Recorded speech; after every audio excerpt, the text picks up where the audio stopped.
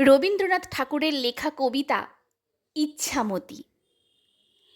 যখন যেমন মনে করি তাই হতে পাই যদি, তবে আমি এক্ষুনি হই ইচ্ছামতি নদী।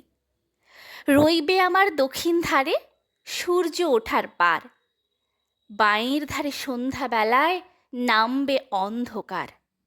আমি কইব মনের কথা দুই পারেরই সাথে, আধেক কথা দিনের বেলায়, আধেক কথা রাতে। যখন ঘুরে ঘুরে বেড়াই আপন গাঁয়ের ঘাটে, ঠিক তখনই গান গেয়ে যাই দূরের মাঠে মাঠে। গাঁয়ের মানুষ চিনি যারা নাইতে আসে জলে, গরু মহিষ নিয়ে যারা সাঁতরে ওপার চলে। দূরের মানুষ যারা তাদের নতুন তরবেশ, নাম জানি নে গ্রাম জানি নে, অদ্ভুতের এক শেষ। জলের ওপর ঝলমল টুকরো আলোর রাশি, ঢেউয়ে ঢেউয়ে পরীর নাচন, হাততালি আর হাসি। নিচের তলায় তলিয়ে যেথায় গেছে ঘাটের ধাপ, সেইখানেতে কারা সবাই রয়েছে চুপচাপ।